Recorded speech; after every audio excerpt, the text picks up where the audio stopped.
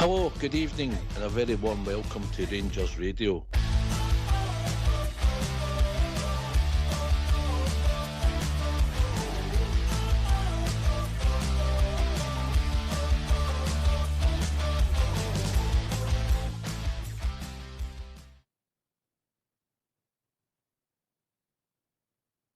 Well, hello, good evening and welcome. Welcome to Rangers Radio. Join myself, Fox, here on the show this evening.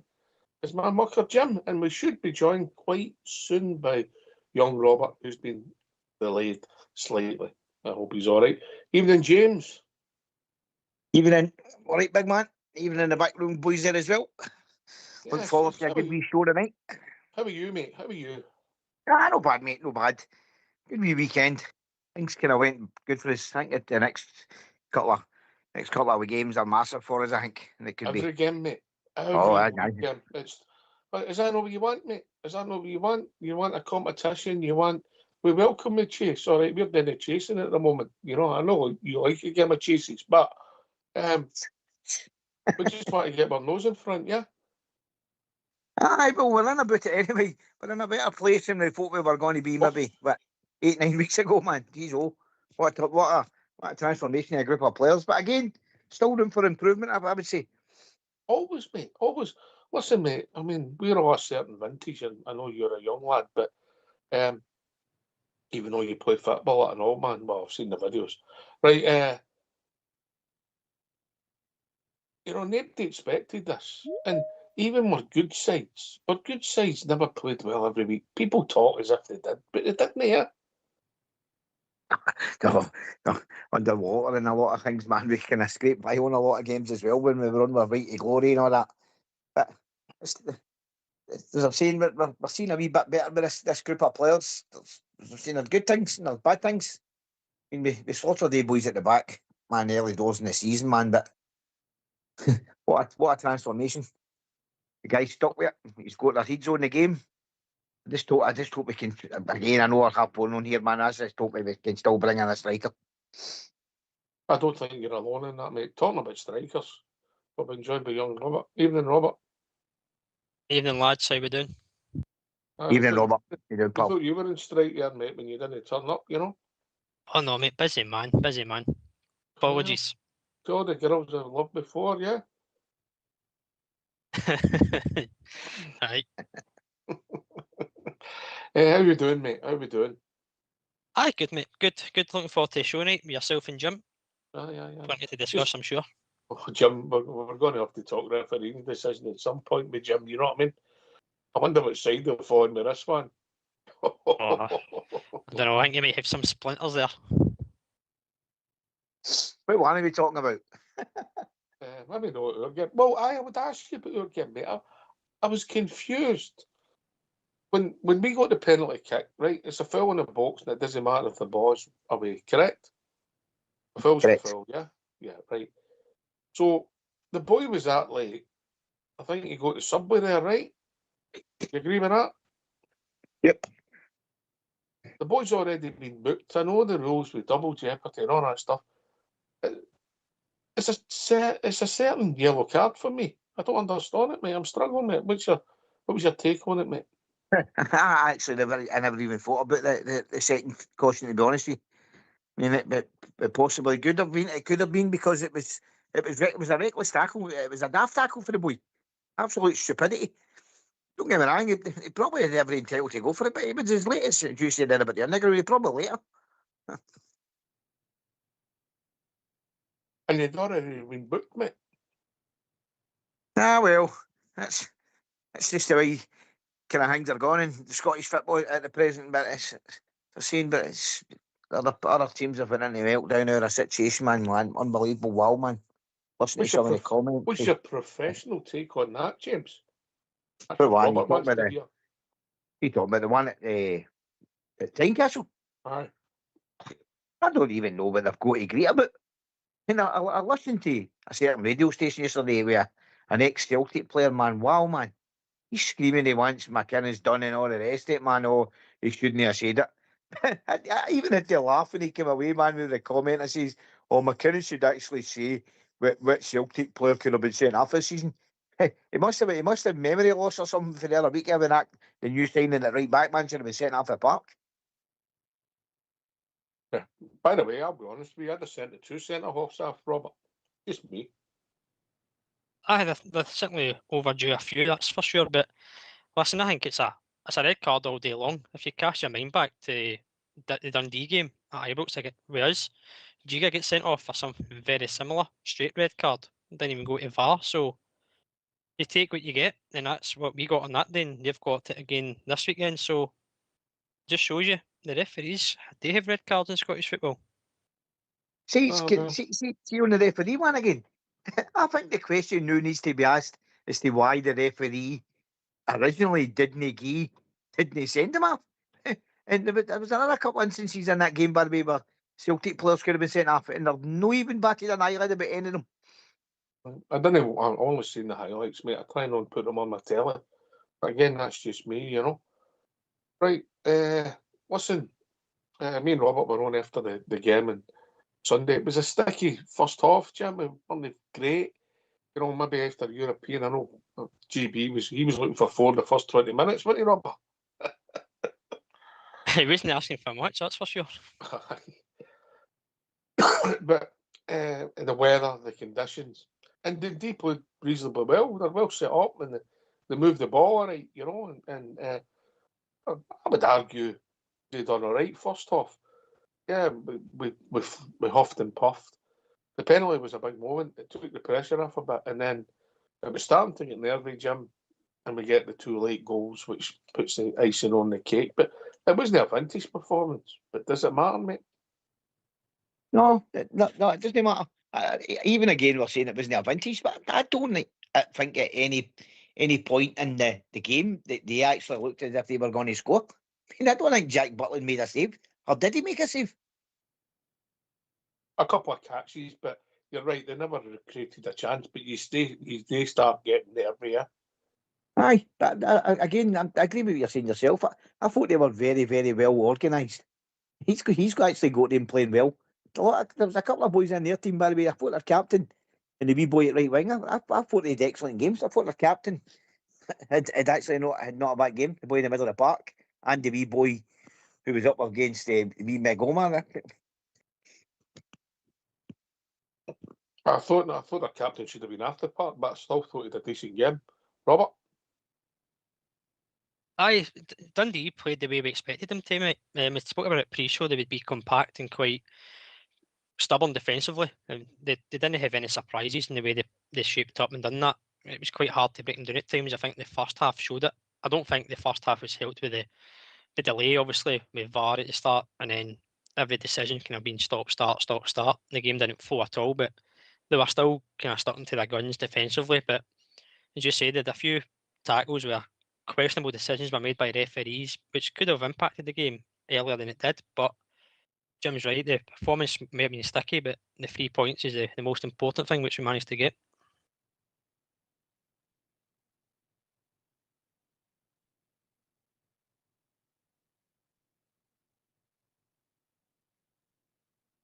How did you find the new? We take a bridge man, Robert, for now to the end of the season. But look, it's all about results now. And it's performances. Aye, of course you want to be entertained, Jim, but the big entertainment's in the winning, mate. And of course, I mean, I've not felt that kind of wee bit of joy for the fans later on in the game, man, when the result was coming through for Edinburgh, man. It's the first time I've kind of heard the wee kind of thing for the crowd getting a wee bit excited, gave us a wee bit of a lift, and it kind of passed on to the players because I think that's where maybe the second and the third goals came from. Are you saying, are you calling the support the arms that the support's got a role to play in this? See what I've done there, Robert? A role to play. Well done, mate. That was good for you there. Thank you, Jim. Aye. I felt at times in the game it went that quiet in the stadium. You could actually hear the players actually talking to each other, man. I thought it was actually wow, man. So, if you're saying the support have got a part to play, I get it. I understand it. The atmosphere. sometimes during the season, the team have to get the support, or the support have to get the team. But no, we're at the business end, Robert. The supporters will maybe get a responsibility. Forget all the baggage. Forget who you like, you don't like. It's about the teammate. It is, mate. There's a big objective at the end of this season. There's a big shiny trophy that we are right in the mix of being able to get. It's in our hands almost. I know we're still not top of the table where we like to be, but we've got ourselves in a position, and where the hard work it's been done. But to make sure it's been worth it, you've got to go and finish it off the job in hand over these coming games. And they say the support. It's always been known the supporters a 12th man. Let's be honest, they've always said that, and I think, as Jim said, these run of games coming up, they will play a part to play. And I think Southside touched on it last night, that it was like the olden days when it was title deciders, crowd reactions, groans and moans or cheers. It does transpond onto the pitch and give players a lift. So there is that element, but I take on board what you're saying as well. And Danny Rose said that the players have got to give the support something to cheer about. And if they're winning games, then there'll be an almighty cheer at the end of the season, mate, if we keep winning games. Jim, you've talked about the forwards players. Are we missing Big Shermitty? Bizarrely. For maybe the hold up play, aye. But I felt at the weekend, and I know he gets half time. I thought the game kind of changed again when his name came on, Diamondi. I know he can make a lot of slack passes, but I thought he kind of gave us a wee bit of drive when he came on the park. I know in any way having a go at the two new boys, but I thought the manager handled that situation magnificently. So he did, by the way he kind of just chain them off, get them out of the fire line, and went to the all guard again. It's one or the other, isn't it? You either give him a start, you give him a last half an hour. Yeah, and I thought he got it right. I thought Scott Wilson was quiet. I thought the other boy had a decent debut without being outstanding, and was involved in some goal incidents. He had a chance when he ran through. Good Bobby Asgard, arguably our best move in the game. All right, the goal was saved it, so we'll let him off for that one. He did hit the target. I think it was his standing foot, Robert. Yeah, and then obviously the one he was involved with it. I'd say an own goal, yeah, but if they were in, everybody would have gave him praise for it because he was the guy who was there or thereabouts. I think he was offside, so the right decision was made. And it was the two new players that joined up, Robert, for that move. Aye, it was. Again, you just said it. Chuck Wane had a decent game without being overly brilliant. I thought he just kind of kept it simple at times. As we touched on Sunday, a few loose passes here and there, but every player's been accustomed to that this season, so that's not a surprise. But for your first start, he done okay. And Scott Wilson just never get into the game in the first half. Dundee's shape and formation restricted that. We weren't moving the ball quick enough, so we weren't able to get him to influence the game. But aye, you can see again, Scott Wilson's got a delivery there. Chuck Buani, had it gone in, probably would have claimed it, and we'd be praising him for it because he's making himself a threat. But it shows you the intent and the position he can get into as well going forward. Same as with the chance with his left foot, the keeper makes the save, he drives on. So he might be known as a number 6, but you can see he's got the ability to get forward and maybe have a chance. And if he adds it to his game, then we could have a good player in the hands here, Rocks. Listen, mate, first impressions, and it's only snapshots, right? And it takes a long time to make your mind up. First impressions, he looks okay, yeah. He's a big unit, Jim. Aye, I think it's been very noticeable he's maybe seen as in games early on the season been kind of pushed off the ball too easy, and I think that's maybe why he's went out there and bought big units. And your centre halves are big units. He's put that big boy Chukwueze in there. Scott Wilson's no bad. He's a big bit of a boy, So, aye, it's interesting. Plus, big Shamiti. He's no short of height either. So, let's see how it goes.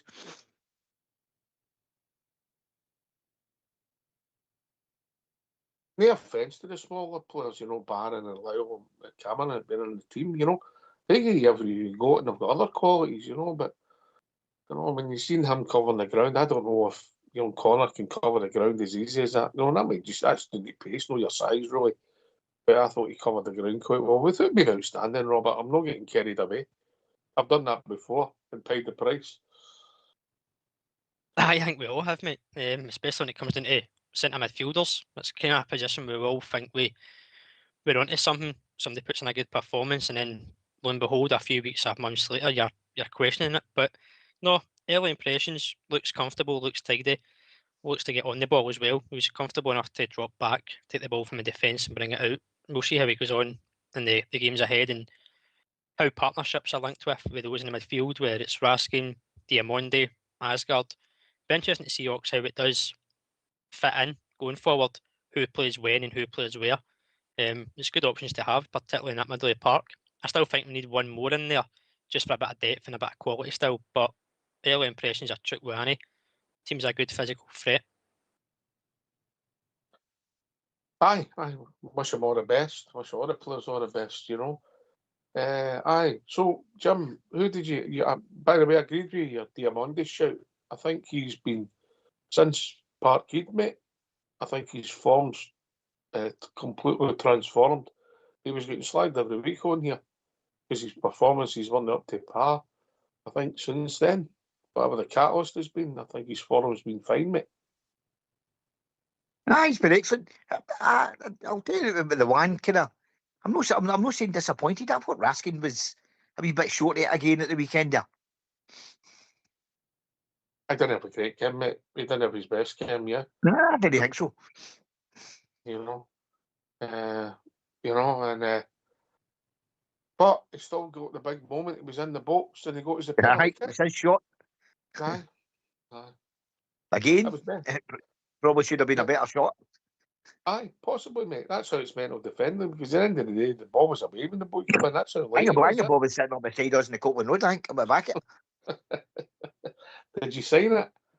No, being a good Protestant man, I held it back, no. Oh, fair, I'll maybe tell you a story about that one. It's a beezer signing a ball. Oh, dear. Listen, but aye, over the piece. Happy with the result, Robert. Now we've had time to reflect. Happy with the result. The fallout for elsewhere is mental. You know, there's a lot of things going on in the world. That a centre half getting sent off for tripping somebody up, running through and goal isn't the worst thing we've got to deal with in the world at this moment. But that's just me, Robert. No, well, it is for some folk, mate. But as you said, surrounding noise elsewhere and in Scottish football, that'll happen as long as we keep our foot on the floor, keep our eyes ahead, and focus on what's ahead. Obviously, Porto Thursday night, but the league game's coming thick and fast yet again, starting on Sunday, Easter Road. That's the focus. Ignore all the noise and everything else that's happening. Just focus on us. Keep doing what we're doing, getting these results on the board, and you will see where it takes us in the next few months ahead, mate. It's an exciting time at the moment to be where we're at. There will be still twists and turns and referee decisions and stuff like that. We know that. But as long as we keep doing what we're doing, put games away that we can't allow referees to influence games at times, and just get the points on the board. As Danny says, we keep hunting. Aye. Your take on Danny Rose? He likes being a hunter, eh? Sorry. Carry on, mate. Carry on. Oh no, wait. Sorry for kind of a crochet there. He likes being a hunter. He's come away with that comment a few times, hasn't he? It's the same as you with the chases, mate. You like being a hunter. Well. He's no commenting that one, Robert, is he? Wise man. No comment. Wise man, Jim. Aye, listen, and I think the point he's making, it becomes a different pressure when your nose goes in front, mate, yeah? It'll be interesting. Just hope we get into that position of getting our noses in front. Aye, well, we just have to keep winning, mate. And that's the thing, the point of That's Robert, mate. It's in our hands, mate. It's in our hands. I mean, if you actually dissect Hearts' form, it ain't fantastic, mate. You know, Dundee did that save. Well, let's be honest, and anybody's seen it. With Gordon, you know, I would say that maybe 8, 9 times out of 10, that's a goal. Mm-hmm. Yeah, so there's 2 points there against Dundee away. You know, they've not been outstanding, so they're in a different pressure. They've lost a few players. We've got players coming back and in. They've brought some players in. So we just have to keep winning because the pressure will mount on them. And I think we'll be fine if we keep winning, Robert.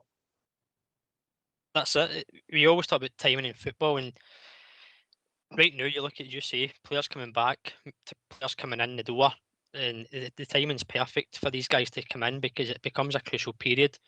And when you start to see that teams around you are having meltdowns and losing players and going on a bit of form of, or a run of poor form compared to what it has been, you need to capitalise on that. And again, that's just where it comes into us focusing on what we're doing next.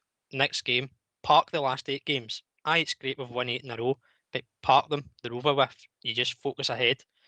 Players coming back from injury adds quality, adds depth, gives Danny Rose selection headaches, but it gives us a chance to rotate players and keep them fresh for this run-in, mate. It's a positive feeling.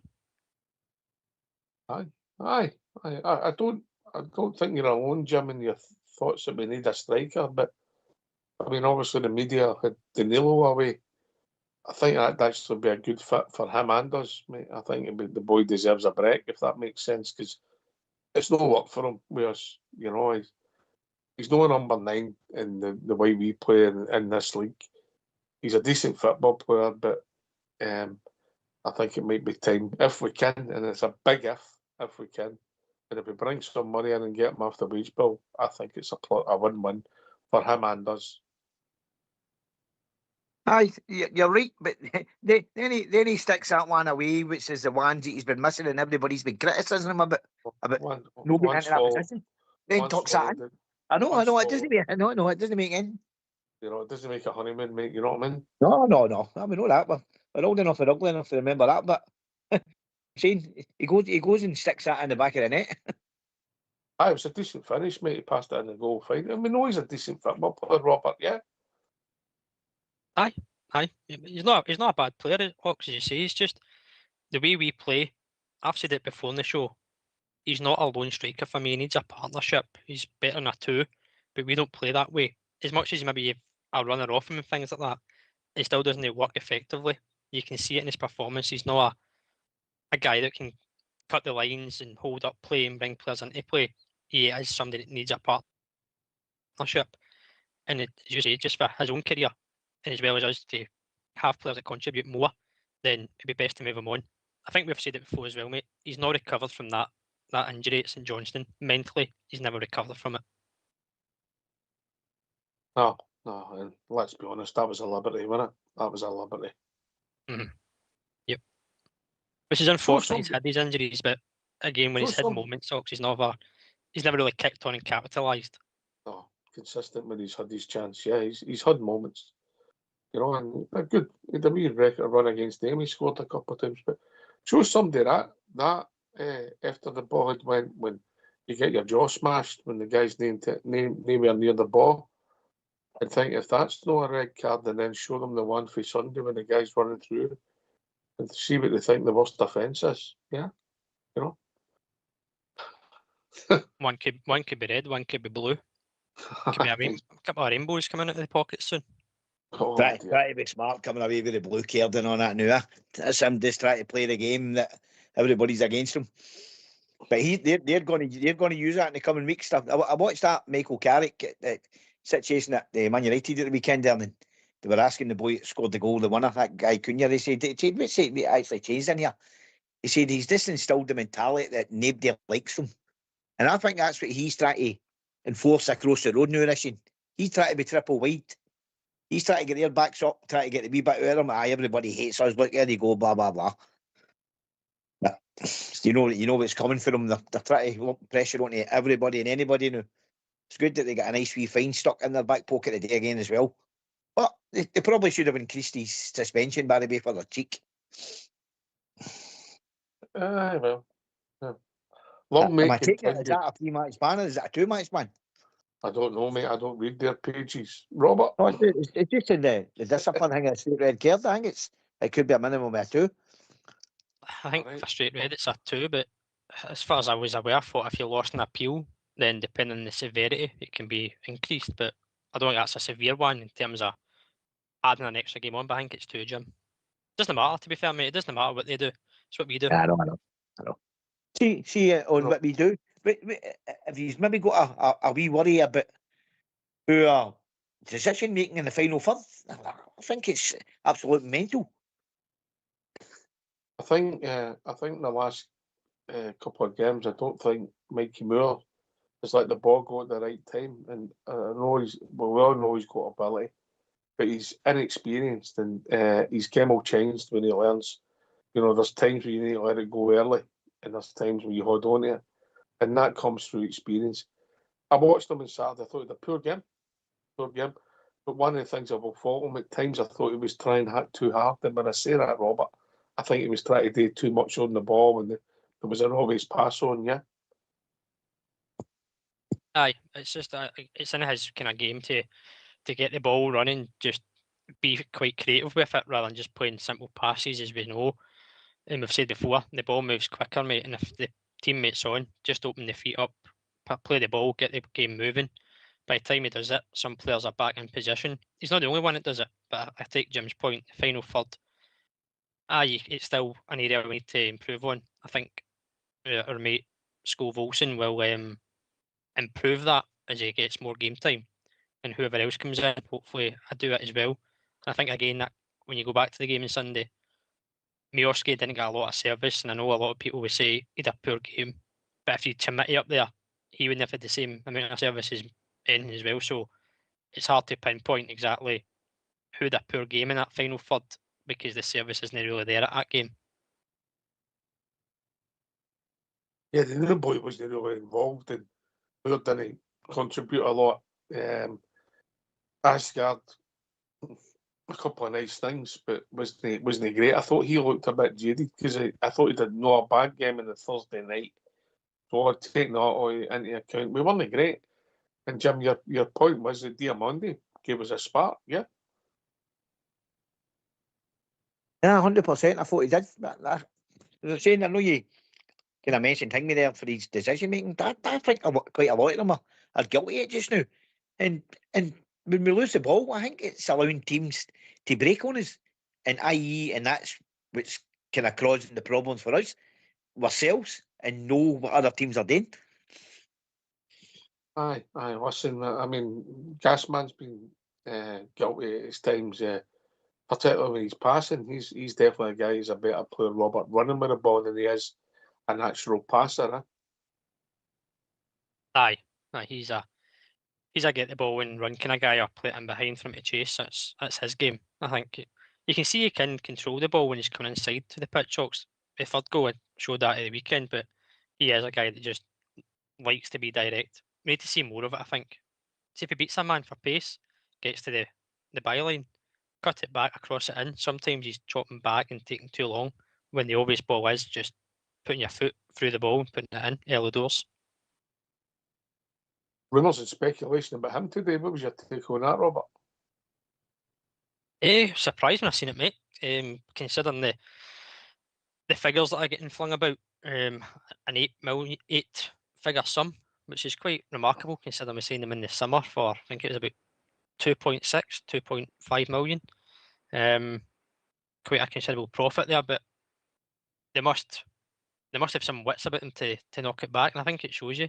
When people say, "Oh, we need the money," well, we can knock back an offer like that if it's true.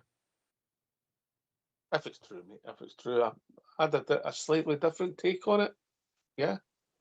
Just Podward Jets, mate. Maybe for a couple of days, mate. Yeah. Mhm.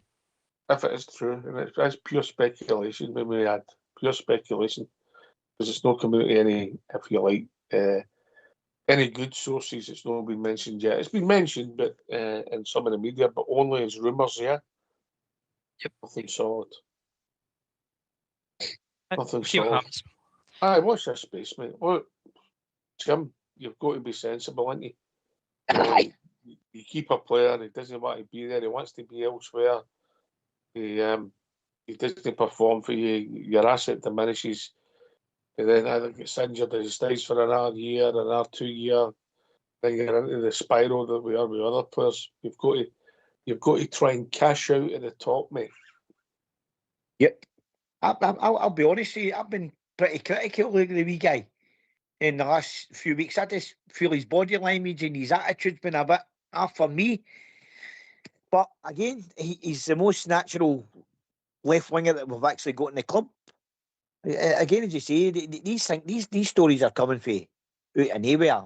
Maybe try to unsettle the boy and whatever else. But I felt at the weekend there and all, you actually seen the manager on the park at the end of the game. He kind of try to give him a wee cuddle on that. Maybe the boy's feeling a wee bit low now, but as I'm saying, I've been critical of him, and I think he's deserved the criticism. But he's still a young boy. I think I read somewhere yesterday that the average age of our team on Sunday was 24 or something, Robert. Yeah, you know, when you take Butland and Taver in it, yeah, you know, it's a young side, mate. It seems to be a younger squad every week, every match day, mate. There's always changes. I mean, you look at the game. I might get a game yet. There's still time, mate. I mean, if you look at the Old Firm game, I think it was only Butland that was over 30. The rest of the guys were in the way 24, 25, 23, 18. So a young squad and a young physical squad at that as well. Good thing. Right, we better get these phone lines open there. Indeed. Yep. Get a few calls tonight, hopefully. Everybody's feeling a wee bit happier. Yes, let's hear from you. Why don't you give us a call on 0141 356 1972? It's your show, it's your platform. Let's hear from you.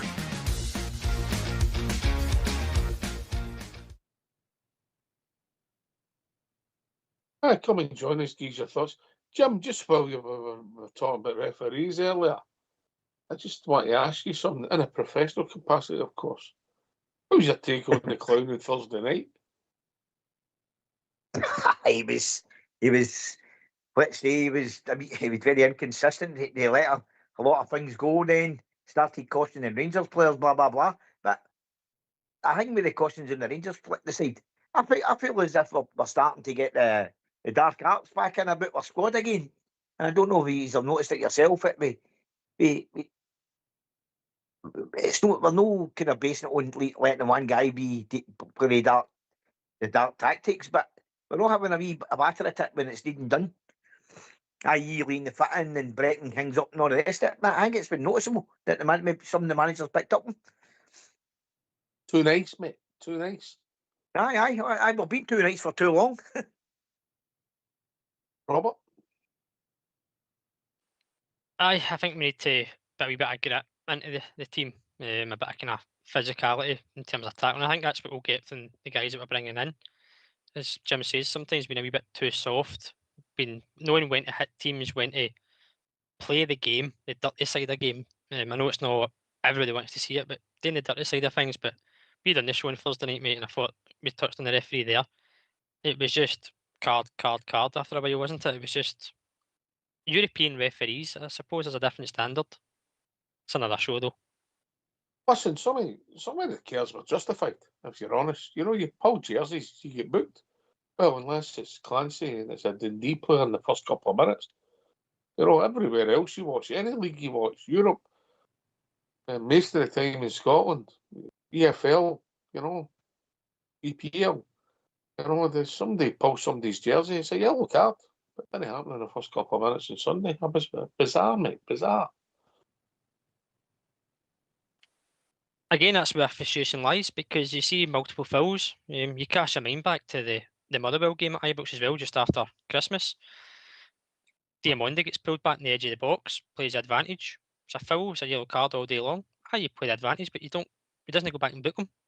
So there's similarities in terms of fouls and tackles that some go punished and some don't. And I think that's where a lot of people get frustrated and a lot of supporters are frustrated when you can see it happening in one game and then not happening in another game the same day or the following week. I think that's where inconsistencies lie, and it opens up referees for a lot of criticism, and rightly so at times. Aye. Jim, this man, Danny Rowe, what's he done? Yeah, I think he's been cool, calm and collective. He doesn't seem to get, well, he doesn't show it to us or the media or anybody else. Everything's all taken at pace, he doesn't look as if I'm not saying he doesn't get angry, but everything's just calm, cool and calm. Goes about his job, saying the right things, doing the right things. He's put a bit of belief back into us. Well, I hope that's what it is. He's put the belief back in there. I mean, probably a lot of people kind of maybe questioned when he came in, man. Oh, another yes man, blah blah blah. But he's quietly went about his business, happily so.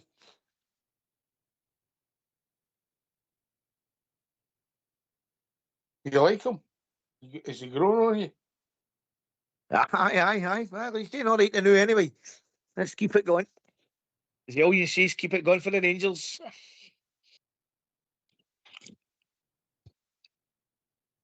Well, I've just been sent some speculation that we've knocked back a 15 million bid for Chimity. There you go. Maybe Ken Thelwell was right all along. Maybe this guy is got a big name signing coming up. Shows you intent though to keep the players off. If that's a It's a €15 million difficult for one, mate. Chimity and a 10 million for Gassama. I know it's just after Burns night and it's a month after Christmas, but Christmas Eve you wouldn't have gave 15 bob for him. Yeah, if you're honest. If you're honest, mate. No, you're 100% right. But again, that's testament to the player himself as well for knuckling down, working hard and turning it round, as much as the coaching staff as well, working with him closely. But again, as I said there, it shows you the intent. If these are true, that we've knocked back 2 high money offers for 2 players, shows you the intent that the board want to keep these players and think there can be a bigger bid down the line. Okay. Yeah, it came from a good source. I wouldn't be Aye, right. I'm just reading that there myself. I've seen that there. I wouldn't be right to mention the name, but he's not very good at picking results on a Saturday. Right. Hi. Look, this board of directors, they've got all right. Yeah, they've made a mistake. They got it wrong. Russell Martin was never a good fit. They rectified it really quick. With the change. There was another. You couldn't do a lot with the players, Jim, because there's a transfer window. We went out and brought in 3 players who look as if they're decent quality for our league. A couple of them are reasonably young. So maybe they can develop and you can move them on if that happens. Hopefully, if they're successful, you want some players to stay with us, but we understand that everybody's got a price now. So things have turned around remarkably quickly for me. And this guy, Danny Rowe, as we said, Robert, he is cool, calm, gets a lot right during the games, substitutions, selections, we'll get players fit. It must be, this time of the season, it must be the most players we've had fit. We've got Connor Barron out injured, right? Cornelius is back training. Sutton and Sterling are back training. Who else is injured, mate? At this time of the season? Nobody that I can think of, mate. And again, that's a surprising factor because we've always known to come back after a Christmas period fixture congestion with half a squad missing due to injuries or knocks or whatever. But what I've liked about him is when a player has come back from injury, he's managed the minutes well. He's played them when needed and when required and took them off at the right moments as well. And I know people would be frustrated that Sterling got a knock, but coming back from a long-term injury, you would be surprised if he didn't pick up a niggle somewhere. But again, managing it well, Suter as well coming back in, managed that well. If they're back for this week, then the big question is, do you play them Thursday night or do you play them, keep them for Sunday? That's the big question he's got to have. The story we broke some other pages as well, mate, just before that. Listen, by the way, we're not saying it's fact. We're saying it's pure speculation, yeah? Pure speculation, yeah? But watch this space on that. It might grow arms and legs. You never know, mate. And Jim, I've got a real simple view. If the deal's right and a player wants to go, I'm tempted that you don't stand in their way. Because if somebody wants to go, well, it sort of sends that they want to be elsewhere, yeah? I feel that about all players. Aye. Yep. Everybody's got their price. And the kind of figures that I've seen, I was just reading that one there, the one that you kind of brought up there. I just had a wee swatch on FF about it there, but Aye, it'll be interesting. I mean, the big thing is that you need to have the players ready to come in if you're going to take idea prices. Aye. The boy might know where to go. That might be the end That's of it. the speculation. Yep. Yeah, that might be the end of the speculation, you know. But But you aye. need to be sensible if they kind of bids come in. Robert, You do, as you said, mate. It's finding the time when to take the offer, risk and reward. Do you take the money that's in front of you, or do you finish a season in a Kenny couple of months' Rogers, time? mate. Kenny Rogers. I know, you told me well. Yeah. Do you hold him to the end of the season and you get an extra 2-3 million on top of that? That's the risk and reward you've got to do. But what I like what Jim says there, I totally agree with. Obviously, the window shuts on Monday night at 7 o'clock, so you would like to think if it was going to be accepted, there would be something ready in place that we don't leave ourselves short last minute. We've seen other clubs do that, and it doesn't work. But I think we've done our homework, mate, and I think we're all ready for any eventuality. Should it be an injury, a player leaves for big money, I think we're in good hands that we'll react to anything that happens between now and Monday. But it's difficult, mate, because if somebody come in last minute with a mental bid for anybody, to get a replacement in is never that easy. Particularly as you run into a deadline in this window, Jim. But Aye, that's where you need to be sensible. That's where you need to be sensible, like. But aye, listen. Honestly, before Christmas, I really thought that was possible. If I'm being honest, Robert, honestly. No, you're not alone, mate. We obviously spoke a lot about him. There's a lot of pressure on him coming from Everton, from the Premier League. The transfer fee itself, replacing Dessers, a guy who got you over 50 goals in seasons. There's a lot of weight on his shoulders before he'd even kicked a ball. And when we first saw it, again, first initial thoughts, didn't look like he was going to cut it. As games went on, he was just falling over the ball. He just didn't seem a footballer. And then all of a sudden, he just sparks into something. A couple of good performances without scoring, just impacting the game with hold-up play, making more runs. I think that's something he needs to improve on. You mentioned it on Sunday, where he is at times for positional after running into the box, particularly. But the transformation in the squad has been remarkable. The transformation in some players, Chamiti fits that bill, has been night and day. Aye. Watch this space, Jim. Watch this space. You've got to see it as a positive if people are putting decent offers in for your players, isn't it? It's got to be seen as a positive. Aye. You know, I'd be more worried if we've been in the past where we've got no assets, yeah? So Aye, when you're having to pay players off to get them out the door. Aye. And Could we obviously, accept that and send him Matondo? what you mean buy one, get one free? Is that what you're saying? No, just take the 15 million and send him Matondo and say, this is Chamiti. He said a haircut. Did I not see somewhere the day where he's getting linked to know with somebody? Matondo. Aye, I think there's a few clubs, mate. Wrexham I mentioned that, yeah, obviously comes from that part of the world. No, I actually think he's for Liverpool, if I'm honest, but I think he moves South Wales. But listen, mate, he's only got a few months left in the contract, mate, and that'll be what a signing that's worked out to be. I can't believe that. 7 seasons, Dale Matondo, 7 seasons of your club. But I know they've all been in loan. They've started 22 league games. Some start, Robert, isn't it? It is. It's just simply not good enough in return for value and what you paid for. So that's what we've done in the past. We've gave these players long-term contracts and then they've just whittled it down. They're not in the squad to get put in a shop window to try and get suitors for them. They just sit comfortable on their money. Made them a millionaire. I think he was a wealthy. I think the two of them are reasonably wealthy, done all right, you know. But aye, two of them coming to end their contracts. It's big bucks, Jim. They've been on, yeah. Aye, big bucks. There was a story that the wee man was he was the top earner. That was the story I heard. But again, it's going to be players that's going to be allowed to walk out the door for nothing again, where we said it was never going to happen again. I don't think you can stop it, mate. Well, I know they've got the power, haven't they? I think you know, he's had a 4-year deal. 2 years ago, we were putting him out on loan to try and get him fit to see if we can put him in a window. It doesn't work well. He's left for a year in his deal to go. He's not done anything. He's then been out injured, mate. He's just seen out his contract. I don't think the club can do anything.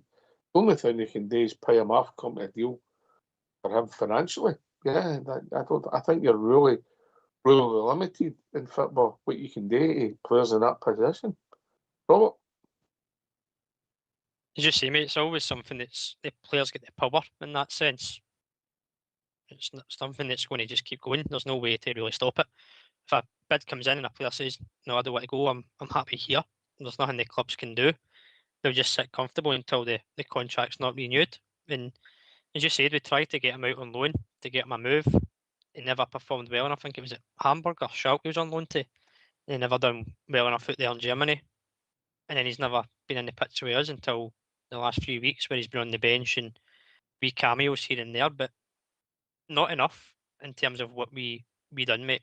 And if you think Southside said it last night, Giovanni wanted School Wilson, turned around and said, "It's all right, we've got Matondo." Well, shows you how that's worked out. One's going out the door and one's come in the door. It's quite apt, isn't it? You know, but I don't know. We'll see him. Matondo, I think, come to an agreement, or somebody might take him early. You know, the chances are we'll still have to pay his contract out at the end of the season, Jim. But that's what it is, isn't it? I think it's just. What it is.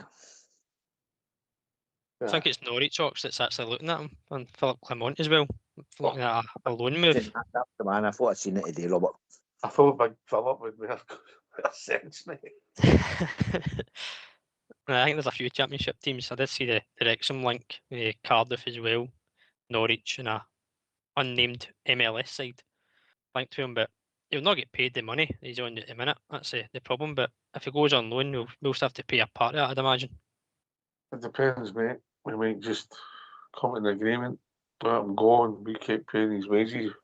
Anything we get's a bonus because we're not getting nothing. Yep. No, I think that's probably the best way. Yeah, I know it's Big Phil. He's done upturn of results at Norwich, isn't he?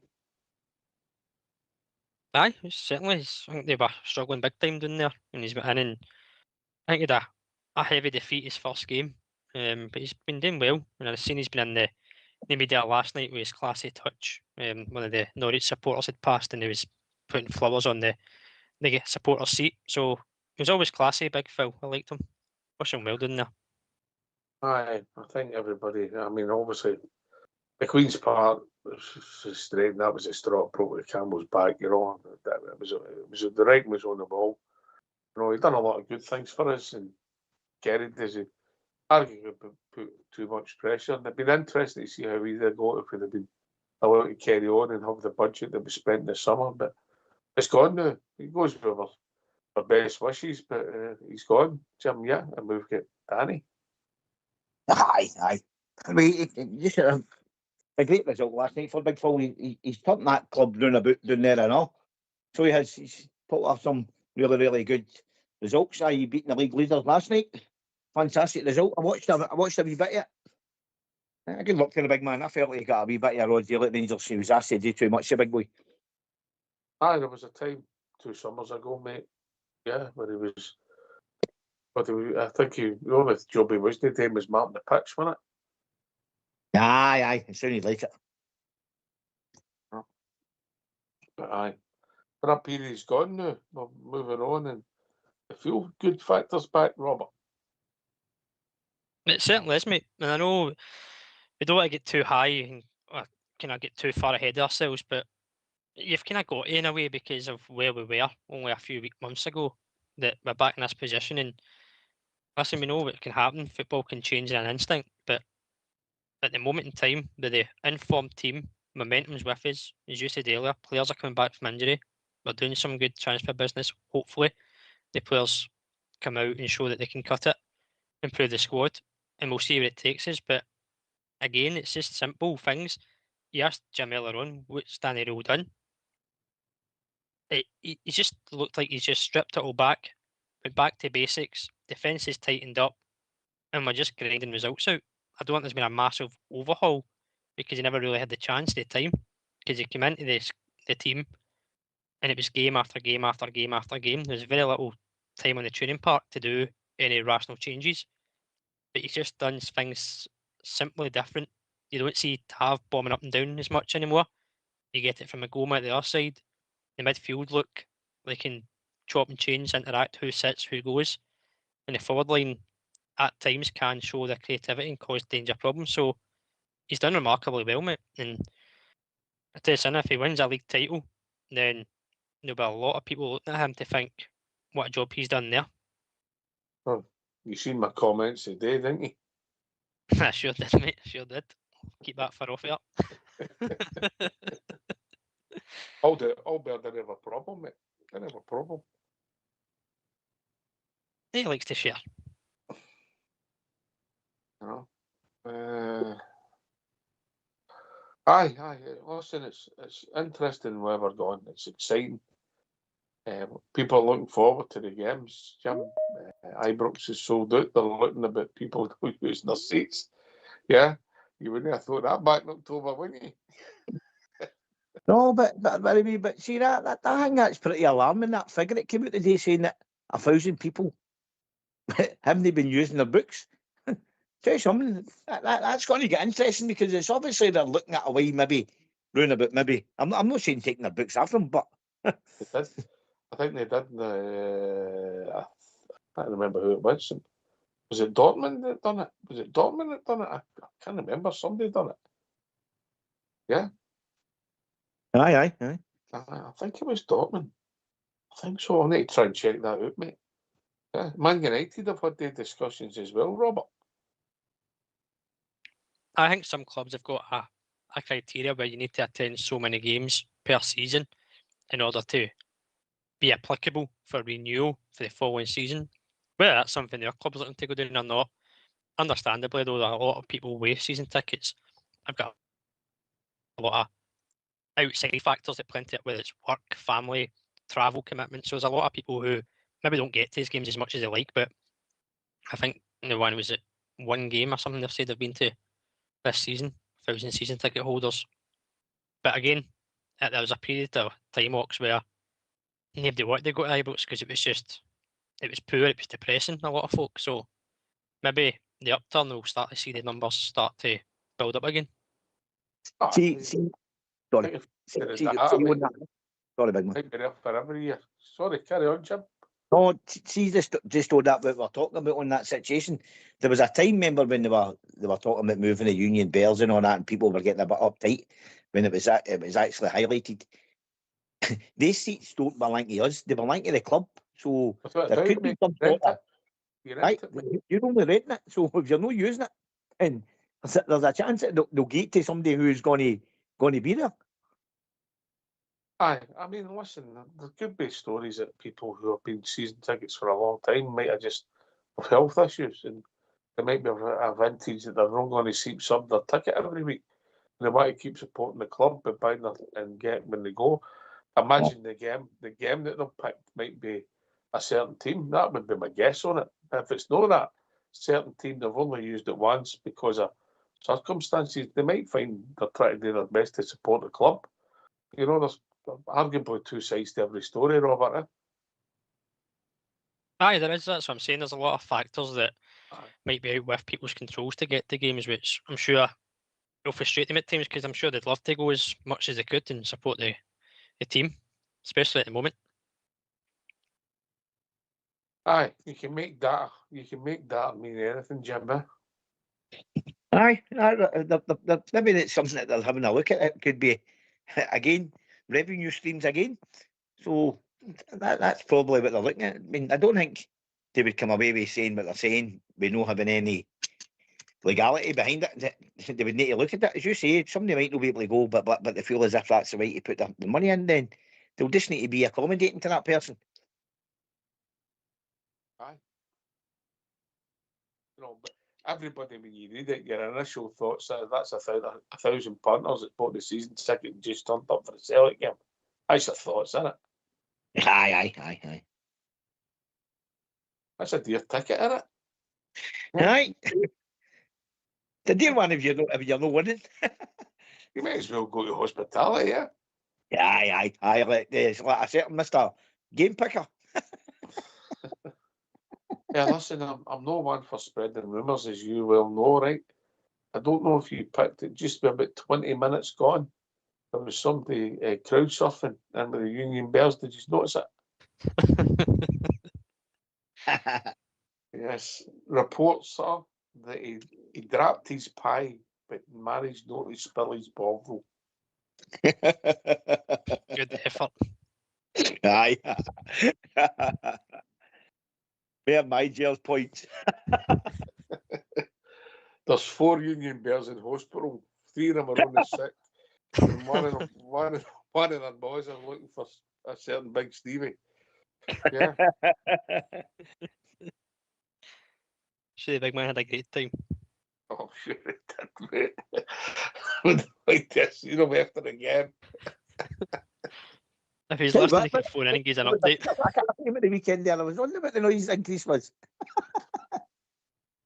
Oh, brilliant. Fair play to him, man. Fair play. And fair play to Ross. Aye, good on him.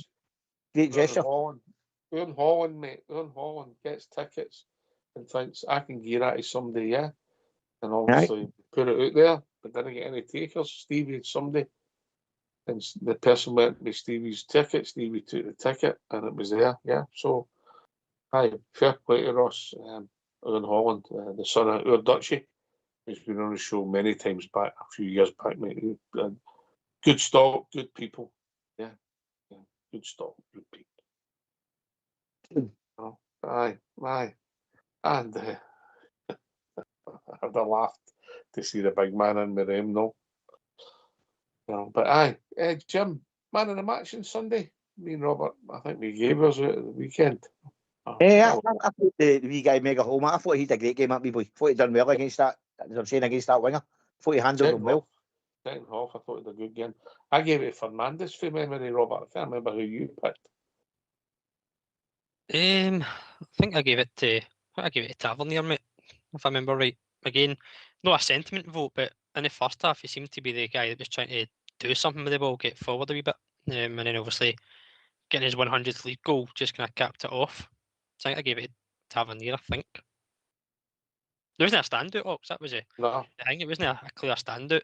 Some people had poor games compared to what it has been at late. Others done okay performances. Like you're saying, Magoma there. He's improved in his development still, putting in a good effort in to say that left back spot's his, but it was a difficult game to really pick a standout performer. Aye, I get it. Like Homer, he surprised me, Jim. Listen, I think he's took his chance and he's took the development. He's bought into it and he's got assets to his game, mate. Aye. He's settled in. I'll tell you what, Big Fernandes is good at actually stepping into that midfield and kind of driving on and off. Once he kind of gets his Beckenbauer kind of stuff out the road, doesn't he? Aye, he gives you the fear, but doesn't he? Oh, aye. Big thing. I'm just waiting for him to do a goal like Bugera did against Dundee United at Ibrox. Bugera was a smashing player, wasn't he? Aye, Took no prisoners. He turned up in the big games, Bugera, eh? Oh, aye, he did, aye. He did. Wasn't shy of a tackle either. Or giving the referees a wee wink now and again. I was if you just can going do that to but I made sure to get the right word in there. I hope you said wink. I did, yes, I did that, yes. Did indeed. I wonder if you could do that now, what a referee would do to you. What What did they do? talking about here?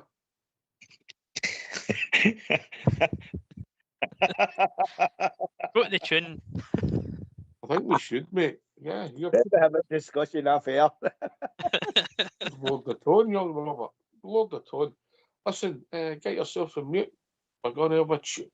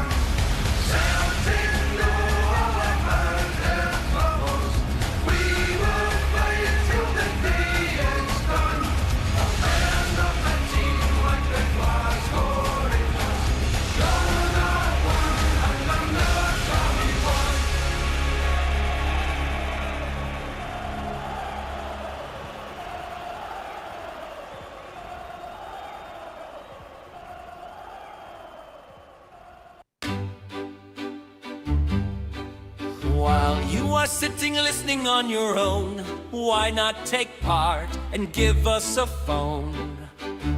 We would love to hear your points of view, so get off your bum and call 0141 356 1972.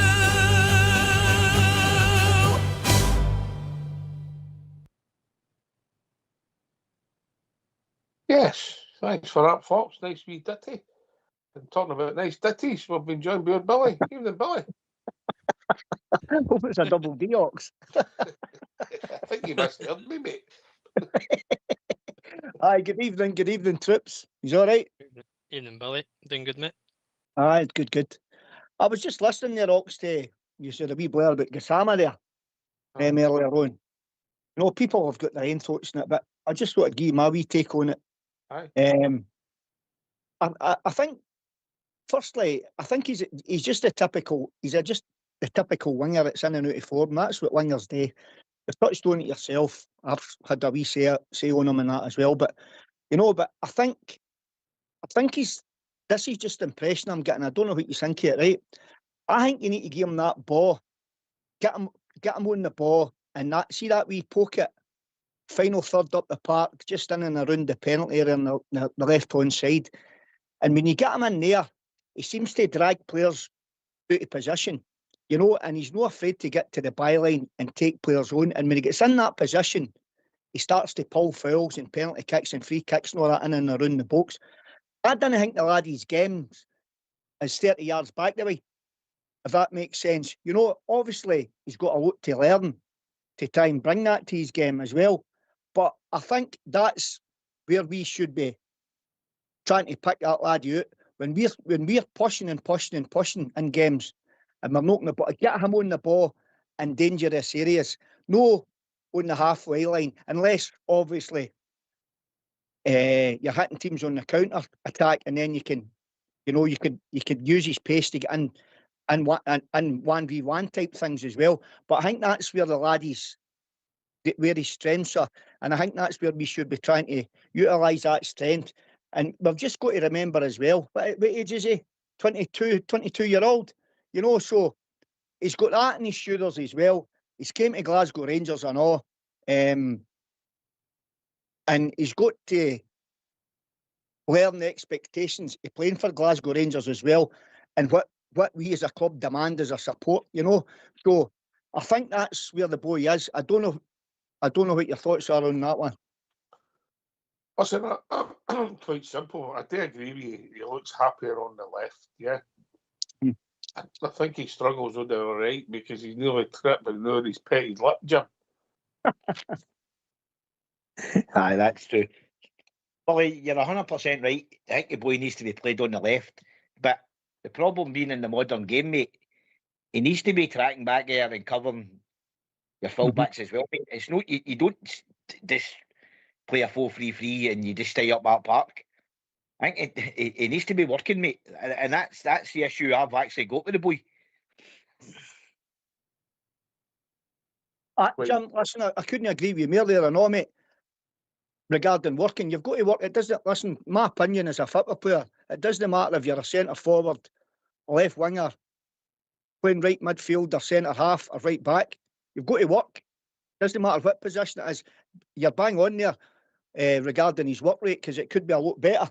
But you know, that's that, and you would think to yourselves, and all, mate, that's the basic ingredients you should take anyway. You know, you should take that bit about you to work hard and not be lazy, and have that bit of hunger about yourself. You know, but you look at other wingers we've had as well, lazy wingers. You know what I mean? That's just what it is. Maybe as I said, he's out that mould. You know, he's just no want to track back. But if he's want to stay in the team, you know, he's got to contribute to the team, that side of his game as well, mate. So I get you 100% there, mate. Yeah, you're 100% right there, mate. As I'm saying, that's the only issue I've got with the boy, is his work rate, and I think his demeanour and all that. Sometimes he's dropping his shoulders, it's just as if he just can't be interested. And as I'm saying, modern day football players, you need to be back there covering that fullback and all the rest of it, blah, blah, blah, i.e. the fullback helping him in certain positions as well. So as I was saying, it's just modern football now. And whereas a fullback's not just a fullback, he becomes that inverted winger. So I don't think he helps himself sometimes, mate. As I'm saying, then again, he produces that moment of quality at the weekend there. Man, what's that finish? Pulling that ball down with one peg in, bending it in that top corner. I mean, that itself, see if you're producing that, you're getting that £10 million price tag if you can do that on a regular basis. Aye, that's right, mate. That's right. You know, I mean, he's not even been with us. But is that 6 months or something? He's been with us, like you know. So I think as well, Ox, Robert. I think we're maybe, you know, with the demands of Rangers and the demands of our support. You know, I think we can be just sometimes. I think we can be too critical at times with players. You know, I heard he's talking about wee Mikey Moore and that as well. You know, and it's all right being constructive, like you know, it's good being constructive and that. But I think sometimes as well we've got to protect the laddies more, you know, and try and instead of being on their case, but you know, try and help them on their journey as a football player. You know, and listen, you're never going to please everybody in the stands. No chance. It doesn't work like that. That's just part and parcel of playing football. Some players some punters in the stands will think you're good enough. Some will think you're not good enough. It's the same with coaches and managers. You know, some will think you'll do a job for a team. Others will think you'll not do a job for a team. You know, that's just the nature of the beast playing football. But I think sometimes as well, we just need to watch what we're doing a wee bit with these players and maybe just you know, gain a wee bit more confidence, etc. And that when they do these good things, you know, because that's what you want to see. You want to see wingers. I love seeing a winger that's got to get you up off your seat. You know, that's the kind of wingers we love to see at Rangers. You know, out in the left or out in the right. You know, that's the kind of people we want to see. I don't even know. We get two different responsibilities with Moore and Gassimer. Because Moore's not an asset of ours, Gassimer is. Yes. You like a punt, mate. And if these bids are rumoured to be true, when do you cash out, mate? Well, listen, it's you could go down 2 or 3 different roads there. You could say to yourself, well, much did we pay for them? Listen, is it a good bit of business? Is it a good bit of business after 6 months? You know, for what you paid. You know, if you're doubling your money, you could say, well, right, okay, then, right, we'll shake hands and do a deal. But I would like to hope if Rangers got to do something like that, Ox, then we would take a sell-on clause in the contract as well. You know, because there's a possibility that laddie will prosper in his future career. And you would think that the last thing we would want must be to get a gem on our books that we paid what we paid for him, then double our money on them, and then he goes away down to the English Premiership or into that Championship or something, or even the bottom teams in the English Premiership, mate, and they're wanting to throw 40 and 50 million around because that's just the bonkers money is down there. You know, so I think we need to be careful, Mucker, you know, with that one. Would you cash out, mate? No, I wouldn't. No, I wouldn't, mate. I wouldn't in the snow, mate. I wouldn't in the snow, but if there was more in the deal, I think you've definitely got to look at it, and that can happen quite quickly. And it might not be the price tag also for the club. It might be other things that might persuade them, mate. And as I said earlier on, Robert, I've got a view. If the guy says he wants to go, well, a couple of £1 million and you've got to pay wages, a guy doesn't want to be there, I think you've got to be sensible and ruthless. Aye, you do. At times where you have to make a business decision as much as you have to make a footballing decision as well. So, as you say, if a player fancies a move, wants to go somewhere, then let's not hold them to ransom. Let's just take the money and negotiate the deal sensibly. As Billy said, I think if you were going to do a deal with Gassama, I'd like to think you'd have a sell-on clause in there as well. I believe Sheffield Wednesday have got a sell-on clause in their transfer as well with them. So whatever we get, we would owe money to them. And I'd like to think that's the way we'd operate going forward. But every player has their price. But as you said, mate, it's just about the timing. Do you cash in early, or do you give it a couple of more months, get a couple more pounds on top of that offer initially? It might be a couple of days, mate. It might be a couple of days. It could be. It could be days. But again, it's if it was to go in the last few days, do we have enough in that position or do we have time to go and get somebody else to replace him? That's the dilemma when you get down to the deadline, right? Yeah, plus he's always turned up for his work, Jim, isn't he? You know? Aye. He's always been in the boots. Can I say a wee thing on the Gassama thing? Right? I'm involved with the club earlier on in the season. Obviously, I do a lot of the football kind of thing through the walking football and all that.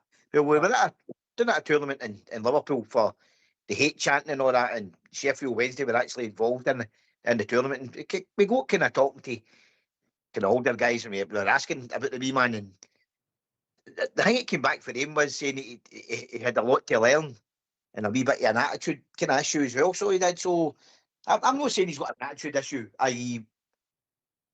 His mannerism and all the rest of it, but the word coming back from some of the boys, say Sheffield fans, were that the boys got a lot to learn.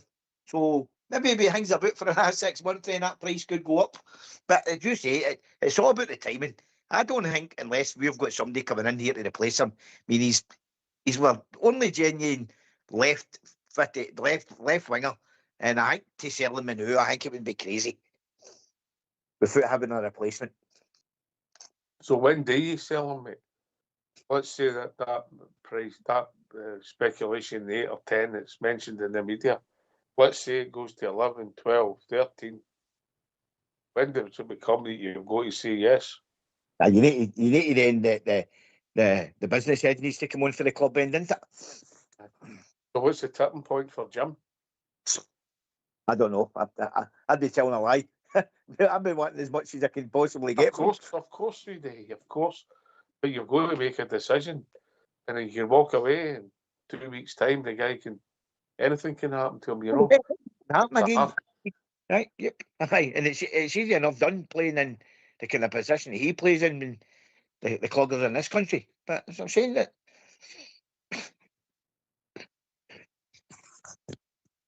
Yeah, it's going to be interesting. Again, but it could be pure speculation. I mean, pure speculation. I think that could be a bit too well, to be honest with you, because you know what the media are like in this country, with flinging out these stories and trying to get in their heads. You know, there's a wee bit of momentum in the club. Things are looking a bit better. Are you saying to me the Scottish media were trying to unsettle players at a certain club at this time of the season where there's a title race on? I can't believe that people think like that, really. I know. Ox, I think as well, just to hear another wee spiel on that, you're right enough. Listen, if the player, it doesn't matter who you are, if a player's not happy at a club, right, there's no point keeping them. That's the bottom line, right? Because you're not going to get the best out of him. But if he is happy, that's at a club, then there's a massive difference, Then you look at exactly what you were talking about. Say he is happy, but he wants to go because for various reasons, for the extra dough or culture. He might be happy today, but then tomorrow he says, "Well, that suits me better." It's not an insult to our club, is it? That somebody a transfer suits somebody, because we do it all the time when we bring players in. Aye, I know that, mate. But what I'm thinking, I know it's all part of wheel and dealing, and we understand that. If stupid money comes in, etc., right? You asked her if I would sell him the new. I says no, right? And I'll tell you the reason I said no, right? We've got a title race on our hand, right? And if we can win this league, right, we're right into that Champions League. Now, whatever money they teams are wanting to throw at the Rangers now, if he goes into that Champions League with that carrot and we can say to him, "Listen, son, we win this title, you're got to be shining in that Champions League. And then if any big teams come in, we'll give you that big move." He could maybe they could maybe renegotiate his contract. If some team come in with XYZ amount of £1 million, then you can say, right, it kind of opens that clause up type thing. But I'd be dangling that carrot in front of him and saying, "Listen, playing devil's advocate, Billy. He's a speedy player and he's had the shots on for a few weeks, obviously. Looks as if maybe he's groin, potentially. Sometimes the hammies with these things, but you usually see the sort of things down the back of the legs now with him. But let's say he rips one of them in the next game and he's out. And you know what speedy players are like, mate? Mhm. When something like that happens to them, or maybe not the same player, doesn't matter what age you are. So you've got to factor in all that risk and reward as a football club. It's really difficult, mate. I'm only playing devil's advocate. I'm not saying what I would do because I genuinely don't know, Billy. You're right there, and all, because you've got to weigh up all the options, haven't you? It's no point just saying, well, we'll just think about this and we'll no bother about the next thing. You know what I mean? If the lad is carrying a wee injury, maybe that's how we're not getting the best out of him. You know what I mean? But he's prepared to play, to put himself through the pain barrier to play. We don't know that. But if he's carrying a hammy injury, mate, if that, it looks like the groin to me, mate. or even if he, either or, mate. But if he tears his groin, that's got to be a billion, because if he tears his groin, he'll need to get an operation in it, and you would probably think he'll be out for at least 8 weeks. So that would see him right out to the end of the season. And then we've got him, and obviously you're wanting him to heal, go back through pre-season, make sure he doesn't get any reactions to whatever injury it came. But we're going to the extremes here. But it could possibly happen. You just never know what's round the corner. That's just part and part of football, It's a terrible business for planning, Robert. Oh, it is, aye. It is indeed. But that's why the managers get paid the money, and they should always have players in mind of any eventuality. As we touched on earlier, you can get an injury in the morning training, or you could have a player get bought last minute. It's how you plan for all eventualities where possible. But it's a hot topic, because obviously we know what the windows like. Players will be speculated, as they have been with us, but also for outgoings. And you will see these media things, as Jim's saying, that this team's wanting this guy just to try and disrupt things. But from what we've heard so far, these aren't coming from UK media; they're elsewhere as well. So watch the space, as you keep saying, Ox. But every player does have the price. But the question I'll ask yourselves: if he did go, would you be satisfied with the money that's rumoured, or would you be concerned that you've lost a player? Is he a loss, basically, is what I'm saying? We're concerned that we've lost a player, mate, but obviously you've got to make different decisions when you're running a club as you do as a fan. It's two different roles. Jim? Aye, you're right. Aye. These guys have invested a lot of money in. At the end of the day, they'll be looking for a return on their money, and that's why they're investing in all these young boys. And it was all part of the thing at the start of the season. Buy them low, sell them high, and that's the way they'll be looking. But again, Billy, I heard you on about your comment about this Champions League. By the way, I think we need to be careful what we're doing here. I've seen a lot of people saying we should drop that one for Thursday. This Thursday is massive. I know we're out this Europa League. A lot of this qualification for this straight into this Champions League is going to possibly hinge on this game. We'll have a better idea tomorrow night, won't we? Aye. Better idea tomorrow night. But I get your point, Jim. I get your point.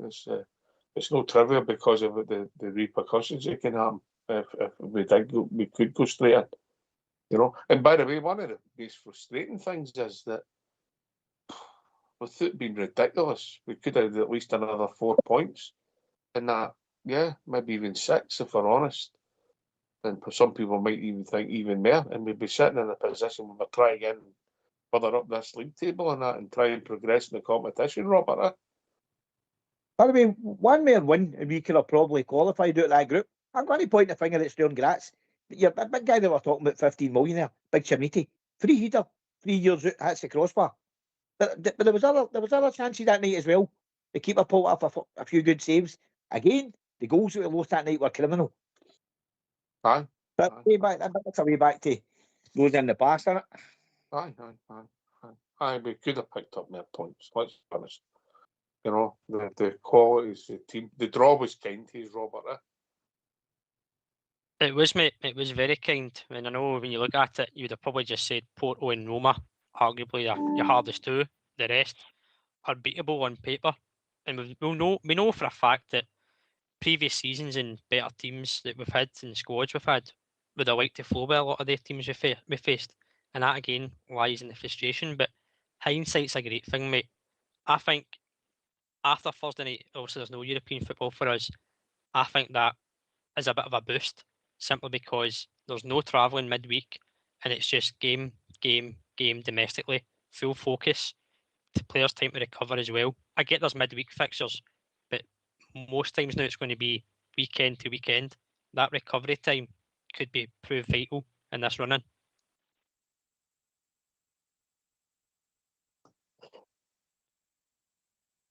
Aye, you're right. I think we've been joined by old Davy. Evening, David.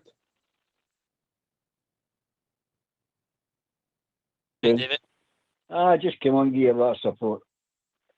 Aye, good. Listen, Good David, show. you don't need to phone. You don't need to phone in every night, mate. I'm putting the money back to your birthday monthly. You can't control yourself, can you? I'm starting to get a complex like suicide. But Carry on, mate. The floor's yours. I forgot what I was going to say. You always put me off. No, just regarding we're talking about the Sama and that. You know, if we have any ambitions, forget the money. What the money we're talking about, what's offered and what's not offered. If we've got any ambitions of getting that league, we've came to the abyss to where we are. And the last thing we need to do is sell players who can win us that league. And if you're talking about 10 million, it was say 3 million we paid for them. £7 million, that's a drop in the ocean if Rangers get into the Champions League. So I know it's all speculation, but if we even what was I going to say? We can't even think about doing that because it's just wouldn't be in the right direction that we want to go. What happens if playing devil's advocate if he's got a 10 million release clause in his contract? There's absolutely nothing you can do about it, Davey. Aye, but he's no. I was talking to him earlier. All right. Fair enough, mate. Fair enough. No, I know. I get what you're saying, but I mean I'm just putting the bare facts as. Never mind who's got what. It is not in our interest. It's taken out of our hands, fair dues. At this moment in time, where we're heading, it's not in our interest. We've got other players we need to move out before we move the likes of Gassama. That's just my opinion, guys. That's just what I think. That's the players you want to get rid of, Billy, are the ones you can't get rid of, yeah? Yeah, aye, definitely, Ox. That's the ones, mate. The ones that they did bid, as they say. You know, we've managed to get one or two of them off our books and you know, there's still a few there still hanging on. You know, it's terrible what they're doing to the Rangers. Just sitting there and you're getting absolutely nothing in return. You're not even getting any football off them. You know, they're just sitting there and taking everything, just raping the club out of money. That's all they're doing, unfortunately. Sad, mate. We know injuries can be part and parcel of football, you know, but there's injuries and there are injuries and there's pulling the wool, you know. The game's changed. I think every club at the top flight's got them, mate. I think if you really looked in depth, everybody's got them. Speaking to other fans, you know. Yeah, definitely, mate. You know, it's frustrating. It's the game, and people aren't going to move. Why would you? If you're not playing, you're getting X, and there's no guarantee going forward. You're going to sit and take X. It's as simple as that. You know, I mean, I bear a lot with my big China outside, mate. He's like, but you want to play? Yeah, but there's some of them bizarrely, and we can't comprehend it, Robert. Some of them don't want to play. No, as you say, they just get comfortable after a while and just take the money, sit on the sofa, go to training. That's it. They're still getting paid regardless. It's like any job. You can go off and not do your work, but still be paid, and you're quite content. footballers do it as well. And again, for me, that comes down to the attitude of the individual. You take Danilo, for example, at the moment, third choice striker, still get 2.5 years in his contract. Does he want to sit there for 2.5 years collecting money? Or does he want to go and play football? It's an attitude of the individual for me. And the players, we know who they are. They've sat there. But as you said before, Ox, we gave them the contract. Listen, I'm not saying I like it. I'm not saying I enjoy it. I'm not saying I'm falling for me money. neither. I just think I'm being realistic. Jim? Modern day football players all stems away back for that time when the contracts are no worth the paper they're wrote on, guys. Sadly, that's just modern football. It's not just us. It's right across the whole spectrum of football. I.e., down to the lower leagues and all the rest of it. They're all doing it. Unfortunately, you say earlier on there, contracts are no worth the paper they're wrote on, and the players got all the power. Away back to when all that carry on all started, can't remember who it was. Was it the Bosman? Back to all that. That's what it all stemmed from. Stemmed from all that. Aye, people would argue, Billy, and then Davey can come in because he's an experienced campaigner. The players have got too much power. They certainly have that, mate. You know, they've got power. They've got a power in their negotiating their wages, etc. They've got power in the dressing room. You know, everything's all flipped now in football. I mean, the days gone by are away by now that the likes of Big Jock Wallace, God rest him, he come in. You know, imagine the likes of Ravi Matondo going to Big Jock's door and saying, by the way, my ankle's here, I'm no be fit to play, Gaffer. You know what I mean? You know, I can just imagine that scenario. You know, but that's just, unfortunately, that's just the way it is in football. You know, the players, they hold all the cards, but, you know, I mean, listen, the way I look at it, I'm like yourselves and all the millions of thousands, hundreds of thousands Rangers supporters that listens into the show and supports the Rangers right through the world. You know, for any of us to pull that Rangers jersey out of our head and run out in that park at Ibrox to represent Glasgow Rangers, that's your dream. That's your dream. You know, as supporters, and for players like that, you know, that can't grasp that and they're just in it for dough. Honestly, guys, I cannot get my head around it. That's modern football, mate. Can I say? They made a start the other night, and Thursday night. I don't know if you picked up, not a Scotsman or a Bulgarian in the starting 11. The game's changed beyond all recognition. And you come, Jim? Sorry again, there, big man. No, it's all right. See, but the Hingley, we found that out early on in the season when we slaughtered this group of players. None of them have any affiliation to our club, and I think we found that out under him. It was there before. That's what the problem was. These guys all shrank into themselves, and we all put your mind back, man. We all thought like that. How are we going to get out of this? And did any see what the other day? 8-9 weeks ago. I don't think there's many as with them. And sadly, that was down to what we were just talking about there. These modern players have no affiliation to Rangers Football Club, like me and you and all the rest of the boys on here have. They don't care. They don't care about Rangers. But even though we're winning, there's still no emotional ties. The Americans have no any emotional ties. So that's just where we are in modern football. We found it out earlier on in the season when these guys all shrank into themselves under Russell Martin. Now they've got a wee bit of belief on themselves. But see, at the end of the day, Rangers mean nothing to them. Can I ask everybody a question? And obviously, it's been rumoured, and it is rumours, you know, Chimity. You know, it looks as if there's possibly a bit better strength in the Gossamer one. So that's over £20 million. It looks as if we're not back.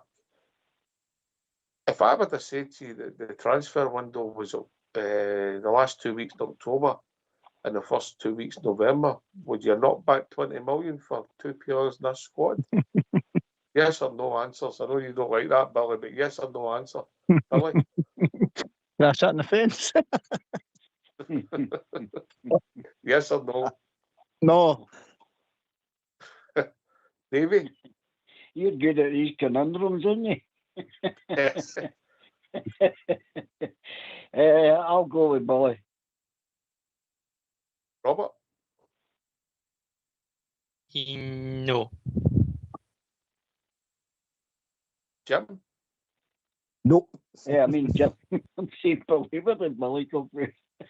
Billy's here. Billy's here. So we'd all sold them then, yeah? Sorry, We wouldn't sorry. have brought back the offers then. So, aye, it's timing, isn't it? Timing's difficult, and business and timing, and players want to go, contracts, what they've got in their contracts, release clauses, yeah. We don't know all that. We're no party to all that. And we've not got a right to. It's between them and the club, mate. You know, and it's frustrating as fans, Robert. But it's the truth. We'd all took the money, that money then, and now we're saying a few weeks or a few days later, no. It's a tightrope. You've got, in an immediate history, two names come to mind for me. Kent Morelos. Aye, and that's, you mentioned the players, Ox. That's the conundrum you don't want to be in, because we knocked back offers when we should have cashed in. And I know you can say it's always the Kenny Rogers, mate. Kenny Rogers. I want to say it. Aye, Kenny Rogers. It's the gamble. It's the gamble. If you want to play it, you have to accept the bid and go and get maybe one or two, sometimes three players within the squad for the money you get in.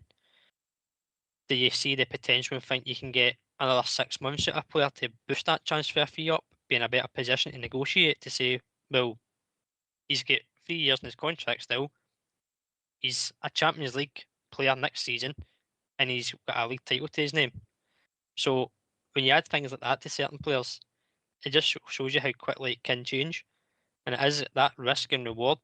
Do you bite now, or do you bide your time and hope that the two players can kick on as well, improve their game, add goals, add assists, and be a better asset going forward? That's the big risk reward you have to play out. Aye. Ain't easy, Billy, is it?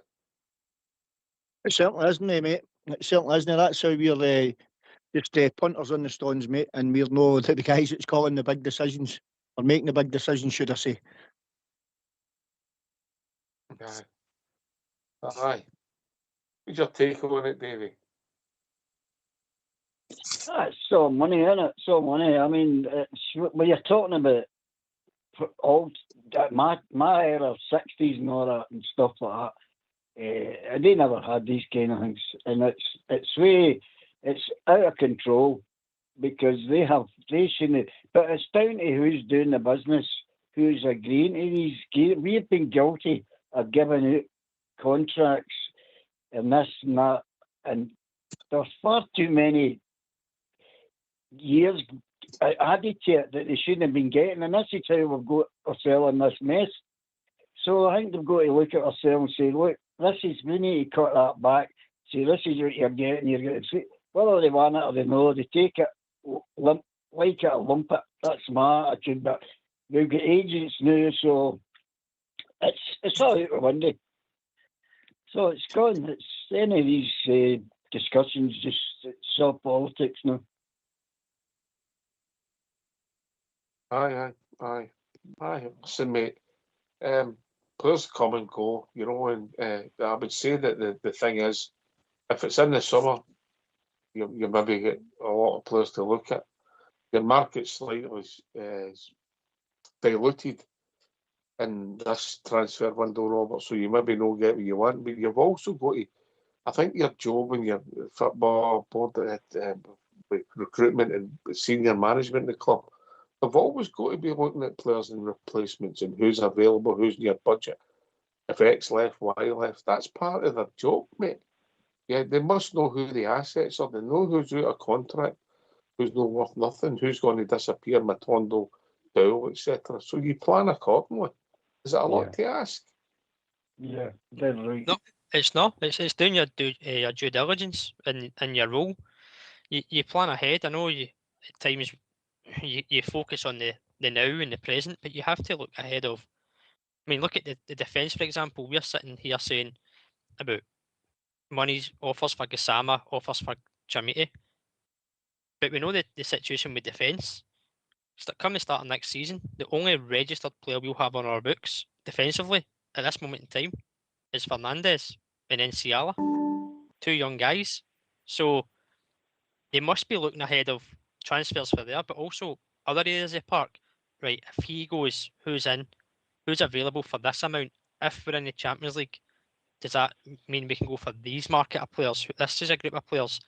Just work accordingly to what you think you're projected you're going to be in that position. Have players available or in line or in market and thought of all eventualities, whether it's Champions League football, Europa League football, or whatever. It's just doing your due diligence. The same as if it was a manager, mate. If a manager's going to be on the ropes, you would have a plan, you'd have a list of candidates. Goes with the same with players. Constantly evolving, constantly changing. Anyway, we've been joined by Bobja. Evening, Bobja. Good evening, how we doing, boys? All right? Yeah, Bob. Evening, Bob. That's fine. What's on your mind, mate?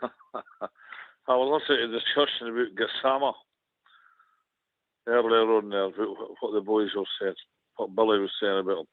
He was absolutely spot on. But my take on Gassama is for every other player, he's got his price. If Monaco come, as it is Monaco, I believe it's tabled a bid for him, or tabling a bid for him. And, if they come in with another couple of million, to say 12, 13 million quid, Gassama's gone. It's as simple as that. Business is business, and Rangers aren't any different. I mean, we've sold too many players on the cheap.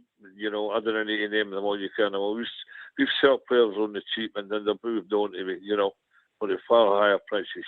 As I keep saying, I'm not a man of economics, but I've seen it too often. If we get a decent price for Gassama, then I'm for letting the boy go. Aye. If he wants to go. If he wants to go, that's right. If money turns his head, like every other human being on the planet, I suppose, you can't blame a laddie. If they come in with a substantial amount for him, well, fine. It's for the good of him and it's for the good of the club. And it doesn't give us much time to get anybody else in, but I think we've got no bad squad of players here and we can adjust. Aye. Anyway, we've also been joined by Kilmarnock. Evening, Kilmarnock. Evening, lads. Good Gassama. Aye, all good, all good. I would take 10 million for Gassama. That's all. I'm happy for it. I'm trying to look at his stats. I don't know. Has he only scored 2 goals? Is that what he's done in 20 odd games? I'll give you stats for us, mate. I've got it in front of me, mate. Yes. Let me just get it right. I've got it in front of me, right. He made his debut against Panathinaikos, 21 years and 315 days. He's now 22, and he was 23. Yeah, he's been involved in 31 starts for us, 8 as a substitute, and he's scored 7 goals, 5 of which have been in Europe. He scored 2 league goals out of 18 starts and 5 substitute appearances, mate. Yeah. All right, so there's all his stats, mate. Yeah. That's no bad. Only 2 in Scottish football, isn't it? Aye, he's no. I think that I don't know if Kilmarnock's going to make this point. He's also not been a big creator. You know, he's no prolific with his crossing, but people are knocking him in. Yeah, if that makes sense. Kilmarnock. Yeah. If he's, as I say, I don't know if he's assists here in the league, because in the league, that's what it matters. Goals matter, but obviously Europe's done. So, but 2 goals, I think. And again, that injury, fast players, rapid players, and that hamstring can go at any time. So I'd snap the hand goalkeeper for 10 million for him. Probably the same with Chermiti, but we'd need to have ready replacements. I wouldn't get rid of them if you've not got somebody in concrete. That's a difficult bit, mate. Do you know what, Ox, as well, Troops? I've just been having a wee look here. Gassama, right? He started off right at Paris Saint-Germain, right? So he came up through that system there, Then obviously went to Sheffield Wednesday, he got his move to Rangers. And now he's wanting, obviously there's speculation about going into Monaco, right, for Monaco, right? Monaco are sitting 10th in that French league, right? They're sitting on 24 points, right? They'll struggle to qualify for the Europa League football next season. You know, so obviously the money, you get stupid money in Monaco, and you know that, you know, one way or another with gambling and the Grand Prix and all the rest of it, you know, that's James Bond material earlier. But, you know, I still think, I really do, guys. You know, I mean, everybody's entitled to their opinion, but when you look into that scenario as well, why would he want to leave Paris Saint-Germain, to leave that French league, to come to England, to play in Scotland, with the possibility to play in the Champions League if he get there, and go back to where he started, with maybe not even get playing European football? That doesn't make sense to me, unless he's another one of the ones that we've spoke about that's just wanting dough thrown at him. You know what I mean? We don't know that. What You know about that. this scenario? What about this scenario, mate? He's French and he's homesick and he wants to go back. Listen, how many players have done that over the years, and that'll continue to be the norm, mate. You know, maybe that's what's wrong with the laddie. Maybe he is homesick, but you would think that. I don't know, really. You would think also Ox as well. But if he played under Danny Rowe, you know, down in England, you would think Danny Rowe would be that kind of a feather figure to him. It maybe help the laddie, and now he can, when he's playing with the Rangers, you know, he should be understanding the laddie a wee bit more. But obviously, you get that. I mean, if he's got to be homesick, surely he'd been homesick when he was down in England before he came to Rangers. You know. Don't know, mate. You don't know, mate. How Things change, mate. We all know things change, buddy. Aye, things change, mate. Aye, you know. And they are relatively young men, you know. Robert, you know, they are. What is he? 22, 23. You know, so look, I'm not saying he is homesick. I'm not saying he wants to go. I'm saying you just got to be aware there's a lot of factors in Kilmarnock before Robert comes in. He might have a release clause in his contract, mate. We know nothing about it, mate. Aye, but guys cringes for under 3 million, having a £10 million release clause. That's quite a jump in it. But aye, to say I would take money, but I'm again, I know that Boniface stage as well. I'd keep every player we can for the run in case any of them we need something out of one of them. Know what I mean? Even Matondo, I'd keep him, but just for his pace. But I just want to win that league, and every player we've got. Look, and Rodwell and Dibble definitely get shot at him. And Danilo, I think, has had his day. But Matondo's probably had his day as well, right enough to be honest. It's going to be interesting. Look, I'm not saying I want gas. I might go. He frustrates me, and I've been screaming at him live. I've screamed at the telly that he can do better, you know, and he's work rate, and sometimes he does look as if he's getting a petty lip, Robert, but he's also got me out of my seat, like the third goal there on Sunday. Aye, he's certainly a danger player, Ox. We've seen it in the past with him this season, right at the start as well, as you touched on there, the goals in Europe alone, and his performances then. You stood up and went, this could be a real gem that we've got here. And obviously he's fell off a wee bit, but he still has moments in his game. That, again, the money will always be mentioned and flung about, but one question you think you have to consider as well is, does the current squad harmony outweigh any potential transfer money because of the big prize at stake at the end of the season? Ronnie, you're on Facebook, and I have tracked this before. Every transfer window, Sky come in for Bridgman. Every window, it's knocked back. It is speculation, but it gives you something to talk about. Jim? I heard Radio Clyde were after you, big man. You and the old Kevins. Radio Clyde, RC Radio. I don't think you get me there, mate, yeah? I know that, brother. I know. Yeah. I've been on it before, mate. It's so bad, but they're bad now. Many moons ago, mate. It's Rangers Radio. I've been bad for here and all, mate. I think I was close to being barred in early doors, I know. I nearly made it last night. I didn't want to with that joke, Bob Jar. Oh, I worried all day about Have you got one for the night? that. I tried to write to it to see if it was funny. It never worked. Didn't work. No.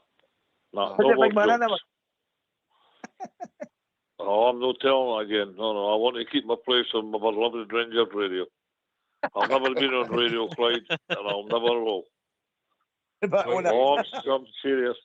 I'm sitting here with the phone tonight there saying, Christ, it's taking a while to get in touch with me tonight. Hope I'm no barred off Rangers radio over that joke.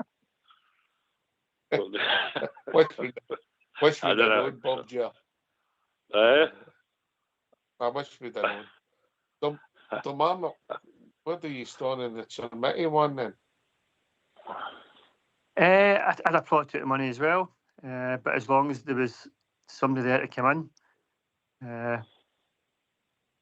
But again, I'm not upset that he's staying as well. Would have took 2 million for him a few months ago, wouldn't we? If we'd have got it. But aye, bizarre. But I just he's embedded into the team now. He's doing a job, and what have we got left? 15 games or something. So it'd be kind of hard to lose it, get rid of him. It's mental saying that, know what I mean? But if there's a ready replacement, again, I think anybody can go. Well, that's fair. That's fair. Billy. Everybody's got their price in football, haven't they? It doesn't matter, mate. That's just the nature of the beast again. Pardon the pun at football.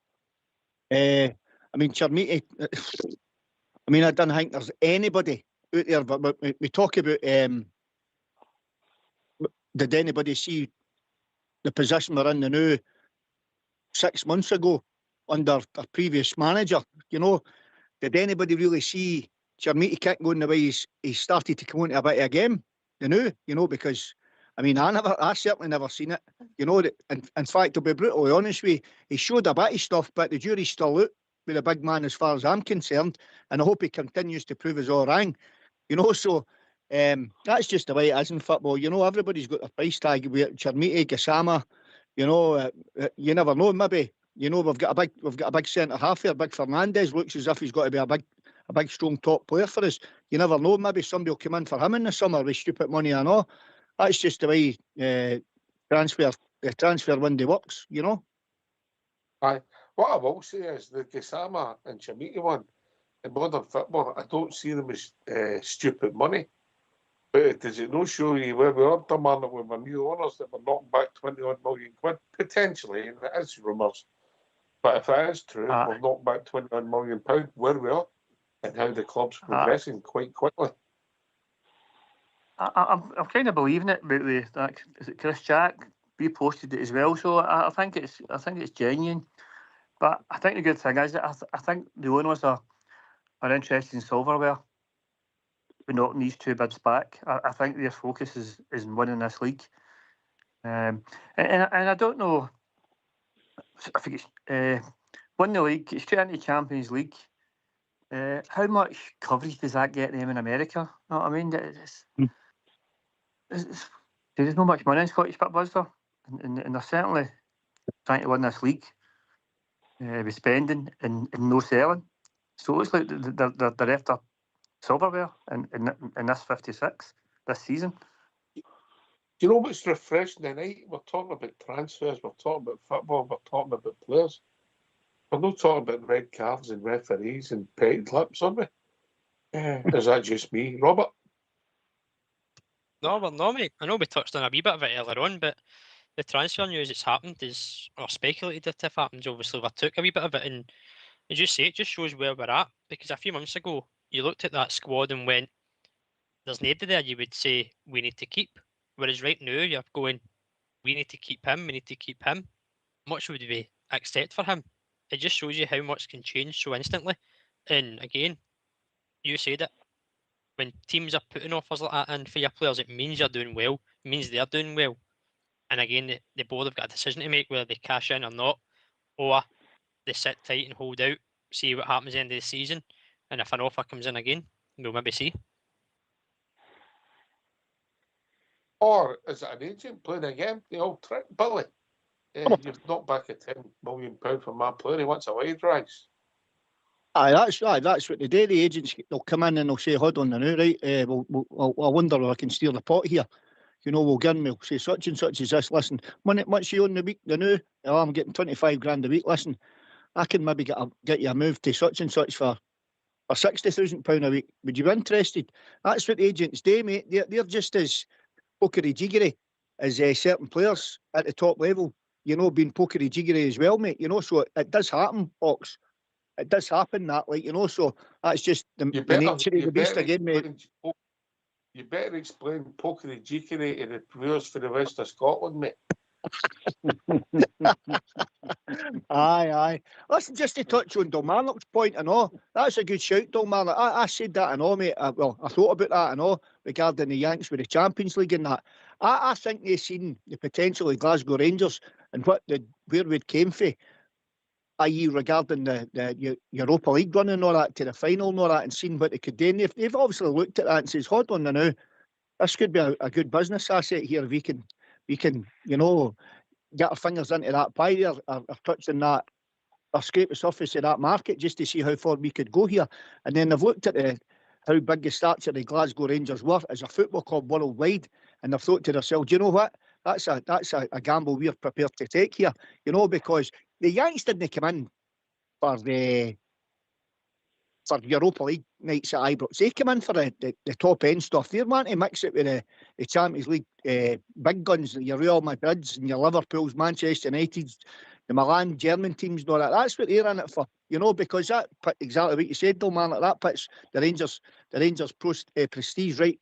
Actually, you talk about the scratching the ceiling. We'll burst the ceiling if we get in there if the Yanks can come up with a plan to make us strong in that. Certainly in that league. That takes a lot of shekels, mate. A lot of shekels. There's a big gap in that. If you look at it, mate. Oh, of course, mate. Aye. If you look at who's dominating it and what teams are dominating it, people might argue Dalmarnock is the Super League. It's just a set up in it, all the big leagues and the three or four. It's just they're ripping out all the wee clubs. It's a closed shop in it for clubs with big money, which is pretty sad. That's not the way football should be. But again, you could argue that Scottish football it's a closed shop with Rangers and Celtic. You know what I mean? With the money, so it's. We are the big fish in a small pond, and in the big pond we're a wee fish. Anyway, fortunately, we've reached. I know it's flu tonight. It's flu, but we've reached that time of the evening. Bob Chair, you got a gag for us before you go? No, I'm warning you now. No way. Come on, Bob Chair. I never heard that. Come on, hit it. I'm not telling you the barber joke. Because I dare not get barred off your radio if I tell the barber joke again. I'm just back into the shop with the dog and the big Indian was there. I said, you're kind of sweetling. So you're talking about money there. Champions League, you go into it at the present moment, be prepared to get embarrassed. We've heard it before, and I don't like seeing Glasgow Rangers get embarrassed. But these people know what they're doing with the shekels, as you say, Ox, and they'll be invested widely next year. We're on our way up, and I believe we're on our way back to the top, and we will be in the Champions League. Great discussion tonight, lads. Really, really good. Really enjoyed it listening to you. And I'll say good night to you. Good night, Bob. Good night, lads. Have a good one. Bye-bye. Baby. It's been a great show, but I'll tell you this, guys, if we've got any ambitions of winning that league, we should not be selling players. Not at this time. Maybe in the summer. But anyway, it's been a great show, always is. So take care, everybody, and God bless the Jers. Good night. Right, David. You never know. That deal might be made, mate. Stranger things have happened. That's what could happen. And we can't sell you them now, but we sell you in the summer. You never know. You know, Dalmarnock. just thanks for having us as well, lads, and onwards and upwards. And we'll just see what happens in the next few days regarding the transfers. But as David says, if we win that league, we probably want to be keeping everybody we've got, every asset, and any asset that's actually performing for us. So I roll on Sunday. Roll on Sunday. I know we've got Thursday, but roll on Sunday. It's mental, mate. We never even go to talk about Thursday, mate. The transfer window took control of the night. But listen, mate, I'm with you. I don't think you get too bob for Chimiti before Christmas. It's mental how it's panned out. Eh? Crazy. That's football, but it just shows you how it can just turn. Cheers, no man. Always great to hear from you, mate. Always great to hear from you. Billy? Yes, Ox, thanks very much for taking my call, troops. A pleasure going on and having a wee chat about the Rangers. Talking about jiggery pokey, Ox. Rangers are talking about jiggery pokery. Rangers are 7 or 8 to 1 to beat Porto. So I'll be having a wee jiggery pokery on that during the week, mate. A wee interest, shall I say. On the Rangers. Cheers. Cheers, lads. Good night. Cheers, mate. Good, Jim.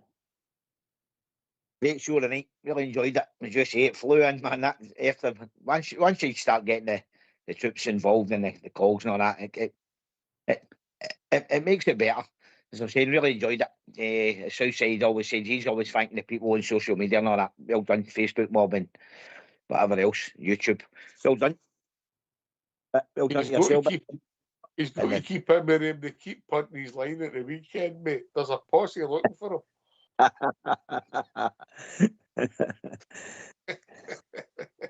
Cheers, Jim. Thank you. Cheers, Ox, for me on. Good to be on yourself and Jim and get a few callers there. Good discussions tonight, obviously, about the transfers. Certainly going to be an interesting few days ahead, mate. And hard to think we've even get 2 games in amongst that as well. So let's see what happens in the coming days, mate. And then we'll build up to these games as well. Aye, mate, aye. The people on club, if it's true, and we've speculated tonight, if it's true, they must be scratching their head because nobody's seen that coming near. The running results, where we are, people bidding for more players, would they get took away with white coats if we'd have said that a few weeks ago. But listen, thanks to Domarnock, Bob Gia, Davey, and Billy for taking the time to join us here in Rangers Radio. Jim and young Robert for doing the show. Fox and Old School Blue for doing the technicals. Rangers Radio will be back tomorrow night between 8 and 10 talking about all things Rangers. And as it goes at the moment, 24 hours is a long time in the Rangers world. Take it away, Old School Blue.